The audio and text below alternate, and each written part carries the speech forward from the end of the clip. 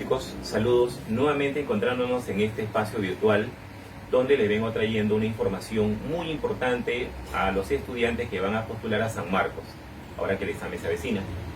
Me refiero a lo que es el efecto fotoeléctrico. Voy a dar algunas explicaciones en relación, jovencitos, a lo que es este evento muy interesante que tenemos por acá. Comenzamos. Vamos a trabajar con este gráfico, donde en este gráfico, como podrá observarse, voy a representar a un metal. Y el metal con el cual se va a trabajar acá es un metal puro. Eso significa de que está constituido por átomos que son idénticos, metal puro. Ahora, lo que ven por acá es como una linterna, pero vamos a llamarle fuente. Es una fuente. Y esta fuente está botando algo, está expulsando algo. Lo que está expulsando la fuente es radiación electromagnética. Está expulsando radiación electromagnética. Esa radiación electromagnética puede ser luz, que nos permite ver, podría ser radiación ultravioleta, podría ser radiación X. Y están llegando a este metal. Entonces, esto puede ocurrir. Mira lo que puede ocurrir, jovencitos, cuando se le hace llegar radiación electromagnética a ese metal. Claro, lo que estamos observando por aquí son electrones que están prácticamente escapando de ese metal. Eso se llama efecto fotoeléctrico. Le llega radiación al metal y esta es capaz de ¿qué? De desprender los llamados electrones. Por lo tanto, vamos a dar aquí un concepto de lo que es el efecto fotoeléctrico.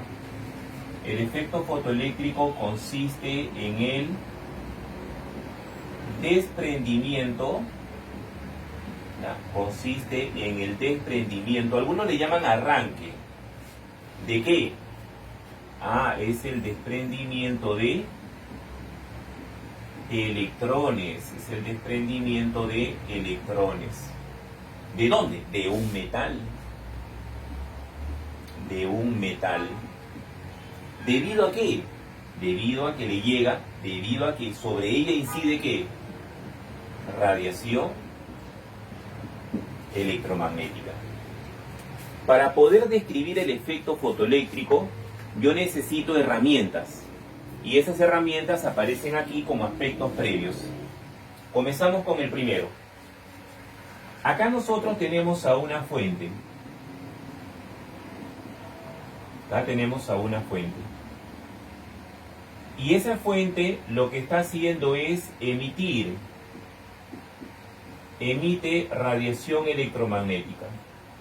Esa radiación electromagnética, jovencitos, que va a emitir, va a ser considerada monocromática. ¿Qué significa monocromática? Significa mono 1, cromática color. Significa de que esa radiación está constituida por una sola longitud de onda o por una sola frecuencia. Está monocromática. Ahora, para poder describir el efecto fotoeléctrico, tenemos que trabajar con el comportamiento corpuscular de una radiación. Y si hablamos del comportamiento corpuscular de una radiación, vamos a tener que trabajar con quienes forman la radiación. La radiación electromagnética está formada ¿por qué? Por fotones, los cuales están viajando, están propagando, se están avanzando. Y V es su rapidez. Entonces por acá decimos fotón. El fotón es el que forma parte de la radiación. El fotón. ¿Y qué vendría a ser para nosotros? El fotón sería para nosotros un paquetito de energía, donde V es su rapidez. Y esa rapidez para cualquier fotón va a ser de 3 por 10 a la 8 metros por segundo. Profesor, esa es la rapidez de la luz en el vacío, correcto. ¿Y se representa con qué letra? Con la letra C. Entonces, los fotones que forman parte de cualquier radiación viajan con esa enorme rapidez. Ahora, a continuación, voy a pasar a mostrarte la formulita que nos permite determinar la energía que se le asocia a un fotón. H por F. Donde este H es una constante física y F es frecuencia. Cuando el alumno dice frecuencia, inmediatamente lo asocia a esto. Velocidad es lambda por frecuencia, ¿o no?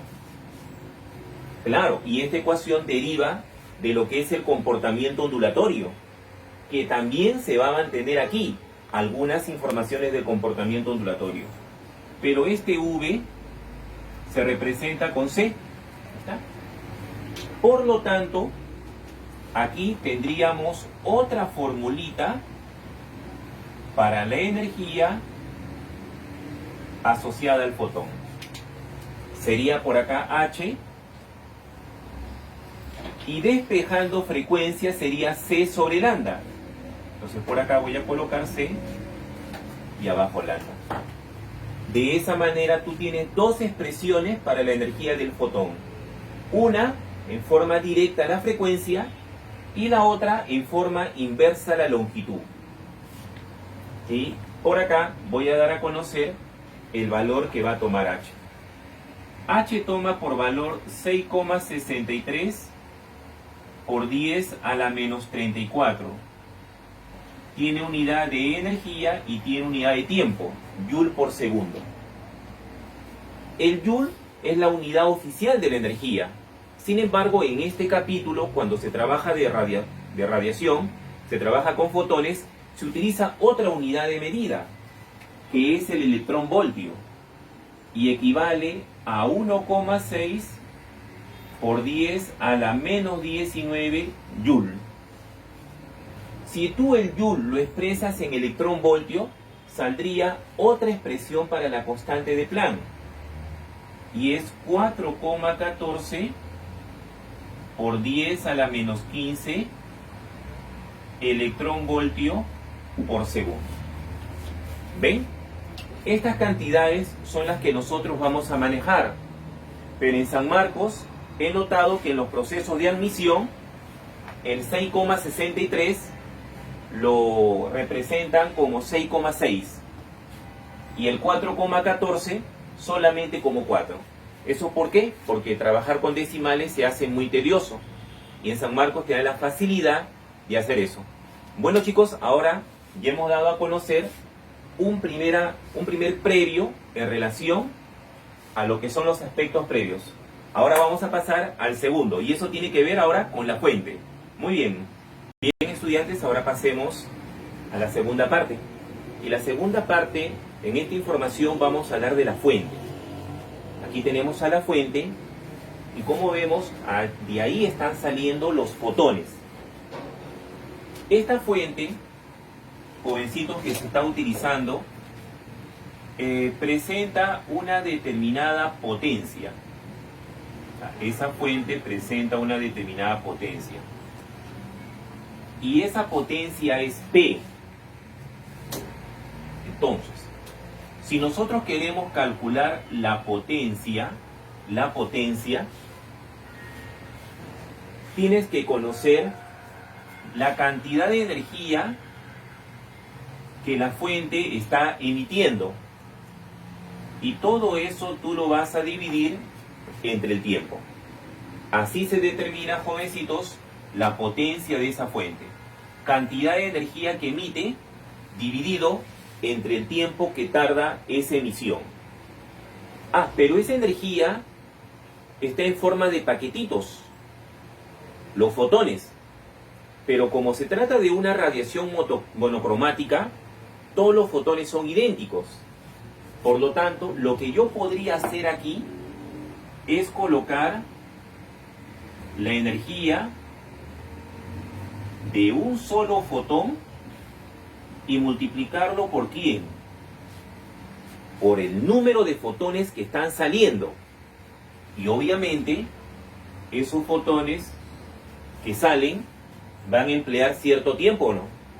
Entonces, de esa manera, jovencitos, estamos obteniendo una expresión para la potencia. Esta última igualdad es muy importante, porque así vienen problemas en exámenes de admisión. Te dicen, se tiene una fuente de una determinada potencia. En un minuto, ya lo pagas segundos, ¿cuántos fotones ha emitido? Entonces lo único que debes hacer es hallar la energía de un fotón. Pero yo ya te enseñé a calcular la energía de un fotón. Ahí está. Entonces, ecuaciones que son importantes y que las voy a utilizar en la explicación del efecto fotoeléctrico. Continuamos.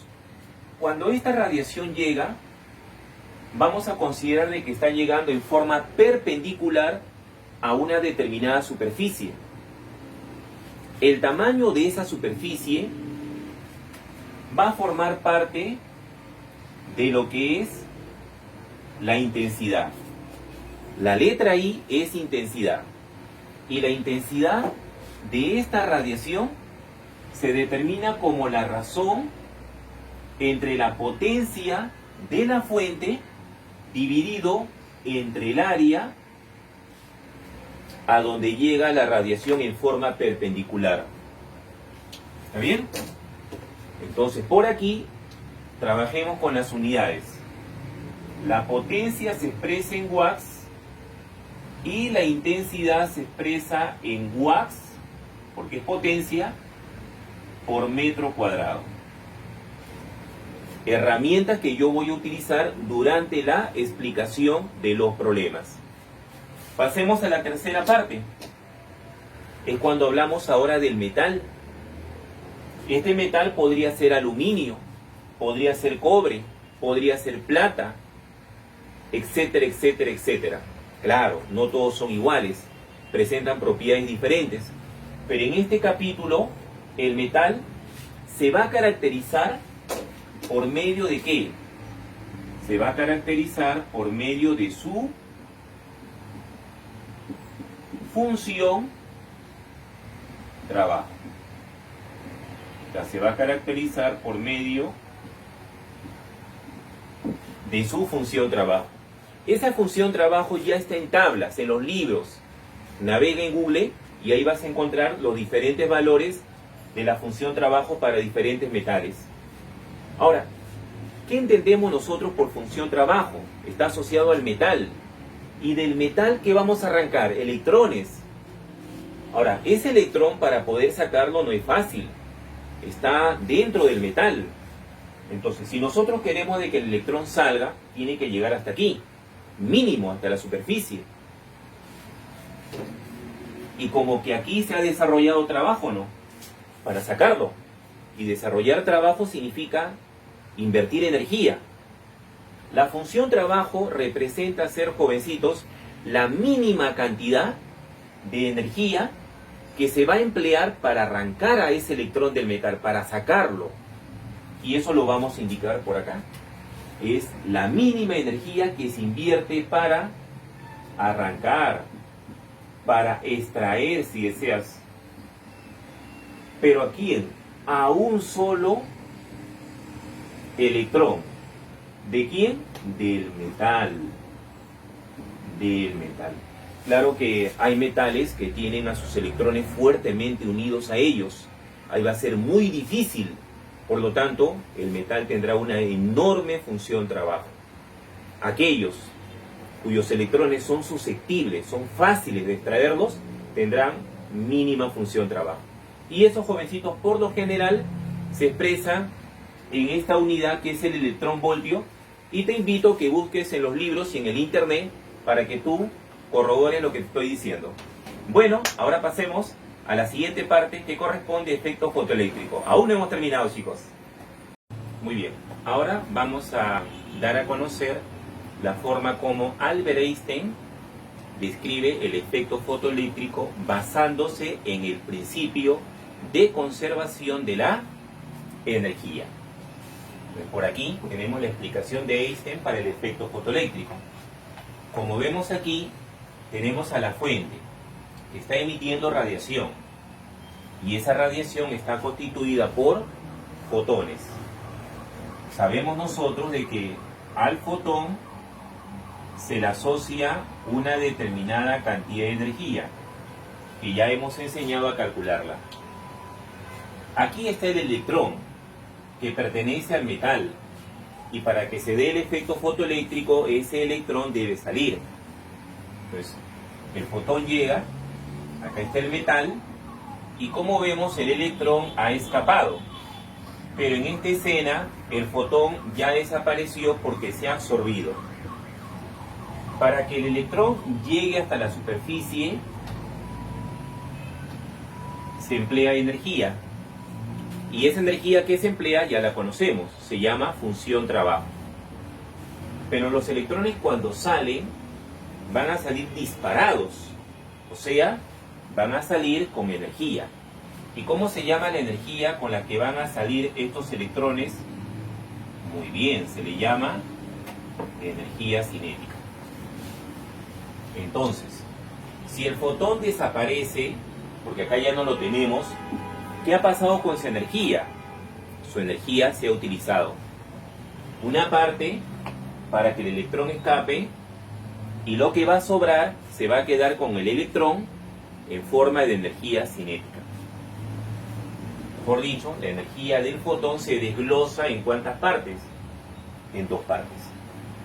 Por esa razón, jovencitos, vamos a escribir esta ecuación amparándonos en el principio de conservación de la energía, que dice así: la energía del fotón va a ser numéricamente igual a la suma de la función trabajo más la energía cinética de ese electrón al abandonar el metal. Esta igualdad, jovencitos, que ven acá, entonces la vamos a conocer como la ecuación de Einstein para el efecto fotoeléctrico. De aquí vamos a plantear una situación particular. Yo le llamo caso extremo. ¿Y qué significa aquí trabajar con un caso extremo? Significa de que el electrón escapa pero con las justas. O sea, llega hasta la superficie del metal pero sin energía cinética. Sería un caso extremo. Entonces, cuando yo digo caso extremo, la energía cinética al llegar a la superficie es nula. En tal sentido, puedo acá afirmar de que la energía del fotón, ¿cómo es? La energía del fotón es mínima. La energía del fotón es mínima. Jovencitos, pero esa energía del fotón que es mínima, voy a escribir acá la ecuación de Einstein para el efecto fotoeléctrico. Esta ecuación la escribo acá, sería función trabajo más 0, ¿o no? Estoy utilizando la ecuación de Einstein para el efecto fotoeléctrico. Ahora vayamos arriba. Esto te vale 0. Por lo tanto, jovencitos, nos quedaría de que la energía del fotón es igual a la función trabajo. Pero deben tener en cuenta de que la energía del fotón es mínima. ¿Cómo se calcula la energía de un fotón? A se calcula como H por F. Pues H por F va a ser igual a phi. Pero también se puede calcular como H por C sobre lambda. Esas igualdades derivan de acá. Pero como la energía del fotón es mínima, este producto es mínimo. Entonces la frecuencia debe ser mínima. Pero si lo represento de esta manera, para que este producto sea mínimo, el lambda debe ser máximo. Estos valores que ustedes ven acá, se le va a dar un nombre especial. Se le conoce con el nombre de los valores umbrales. Se le llaman valores umbrales. Y debemos tenerlos en cuenta cuando uno trabaje con el efecto fotoeléctrico. Por lo tanto, para que el efecto fotoeléctrico se dé, se debe cumplir, jovencitos, estas relaciones. 1. La frecuencia de la radiación incidente debe ser mayor o igual a esta frecuencia mínima que se le llama umbral. ¿Está? O el lambda de la radiación incidente tiene que ser menor que este lambda máximo, que es el lambda umbral, y se denota de esa manera. Entonces, para que el electrón sea arrancado, sea extraído, la radiación que llega debe tener una frecuencia igual o mayor que la umbral. Si es menor, el electrón no sale. Lo mismo ocurre con la longitud de esa radiación. Si la longitud de la radiación es menor o igual a la longitud umbral, que es la máxima, el electrón escapa. Pero si esta longitud de onda es superior a la umbral, el electrón no va a escapar. Por lo tanto, aquí estamos prácticamente colocando las condiciones para que el efecto fotoeléctrico se dé. No te olvides, para que se dé el efecto fotoeléctrico, la radiación debe llegar con una frecuencia mayor que la umbral, o debe llegar con una longitud menor o igual a la umbral. Bien, chicos, entonces esta ha sido la parte complementaria que corresponde al efecto fotoeléctrico. Muy bien, continuemos todavía. Chicos, ahora en esta última parte vamos a hablar acerca de lo que es la corriente fotoeléctrica y el famoso voltaje de frenado. A ver, por acá. Vamos a tener por aquí a la placa a donde le va a llegar radiación. Aquí, como vemos, están los fotones, y estos fotones están desprendiendo electrones. Ahora, los electrones no van a salir todos con la misma energía cinética. Algunos tendrán más energía cinética que otros. ¿Entendido? Muy bien. Digamos de que esta energía cinética le permite a los electrones llegar ¿a dónde? A esta otra placa que ven aquí. Los electrones están llegando a esta otra placa. Y para relacionar esta placa nueva con la placa de donde salieron los electrones, voy a colocar aquí, jovencitos, un cable. Y en ese cable vamos a instalar este instrumento de medida llamado amperímetro. Los electrones que salen de esta placa van a ser reciclados por esta otra. Y al ser reciclados por esta otra, entonces, jovencitos, este puente le da el acceso a que esos electrones retornen a la placa de donde salieron, formándose de esa manera un flujo de electrones y constituyéndose así la llamada corriente fotoeléctrica. Y esa corriente fotoeléctrica va a ser detectada por este amperímetro. Esa es la corriente fotoeléctrica. Ahora pasemos a este segundo plano. Si te das cuenta, jovencitos, por acá estamos utilizando un mismo esquema. Es el mismo esquema, el amperímetro, pero ahora entre estas dos placas estamos colocando una fuente de voltaje. Una fuente de voltaje. De tal manera de que el polo positivo de la fuente se conecte a la placa de donde salen los electrones. Entonces, el hecho de que nosotros entre estas dos placas conectemos una fuente, eso significa, jovencitos, que entre estas dos placas se va a lograr establecer que, claro, un campo eléctrico. Se va a establecer un campo eléctrico. Y ese campo eléctrico se va a orientar de más a menos, de izquierda a derecha. Entonces, cuando los electrones salgan, van a encontrarse ¿con qué? Con un campo eléctrico. Y nosotros sabemos por electrostática que ese campo eléctrico presente ahí va a hacer de que estos electrones experimenten una fuerza eléctrica en contra a su avance. ¿Y cuál es el objetivo de esta situación ahora? De que este electrón no logre llegar a esta placa. Por lo tanto, el amperímetro no va a registrar corriente alguna. Entonces, si el amperímetro no registra corriente alguna, es porque este campo eléctrico lo está frenando. Y el campo eléctrico aparece debido a este voltaje. Por lo tanto, ese voltaje que ven ahí, se le va a dar un nombre especial. Se le conoce con el nombre de voltaje de frenado.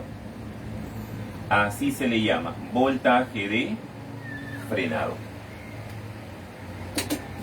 Es muy importante aprender a trabajar con este voltaje. Ahora, si yo no quiero que la corriente se forme aquí, ningún electrón debe llegar a la otra placa.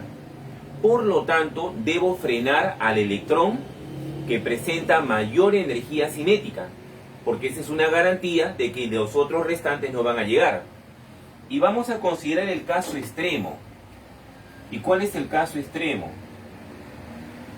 De que este electrón, que es el que tiene más energía cinética, se detenga justo cuando está por llegar a la otra placa. Entonces, prácticamente, claro, se ha podido detener antes, pero yo estoy considerando un caso extremo, que se detenga justo en la frontera de esa placa. Eso va a hacer de que ese voltaje que ves aquí sea considerado el mínimo voltaje, es el mínimo voltaje entre estas dos placas para frenar a ¿quién? A todos los electrones.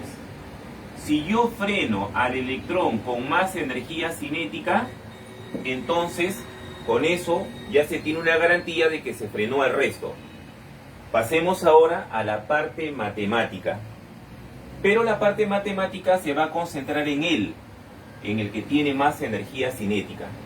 Para el electrón con mayor energía cinética, voy a utilizar una herramienta de la mecánica, la relación trabajo y energía, que dice así: para ELA, energía cinética final es energía cinética inicial más el trabajo que desarrolla el campo o el trabajo que desarrolla esta fuerza llamada eléctrica. ¿Ahí está? Pero la energía cinética final es cero. La energía cinética inicial es la energía cinética con la que escapa. Pero eso vendría a ser para nosotros la energía cinética máxima. Y el trabajo de la fuerza eléctrica es negativo, porque la fuerza se opone al desplazamiento. Y por electrostática, el trabajo, ¿cómo se calcula? Como la carga de la partícula, que es el electrón, por la diferencia de potencial, el cual representa ser el voltaje entre A y B. Entonces, de esa manera nosotros llegamos a una conclusión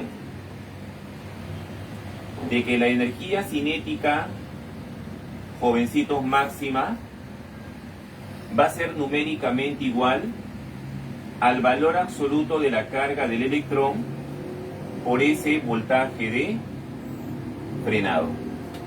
Como esta ecuación deriva de la relación trabajo y energía, la unidad que aparece por acá es el Joule.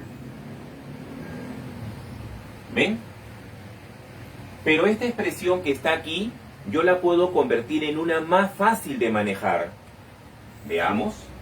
Vuelvo a colocar energía cinética máxima. Pero, ¿recuerdan este producto?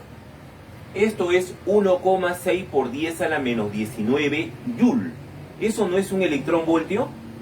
Entonces yo puedo sacar esto, este producto puedo sacarlo y colocar electronvoltio. Y solamente me va a quedar el voltaje entre A y B. Relación, jovencitos, muy importante matemáticamente hablando. Pero cuando tú utilices esta igualdad, jovencitos, no te debes olvidar de que la unidad de medida es el electronvoltio. Para utilizar esto es el electronvoltio.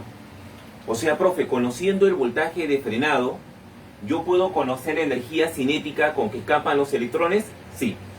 Y eso te va a ayudar muchísimo. Te recomiendo que utilices este último porque, jovencitos, está trabajando con una unidad de medida bastante cómoda, que es el electronvoltio. Bueno, obviamente eso también depende de los datos. Bueno, con esta información finalizo lo que corresponde hacer efecto fotoeléctrico para que tú puedas resolver problemas que te van a venir en el examen de admisión ahora en San Marcos. Lo dejo, chicos, y ahora pasamos a la parte de los problemas.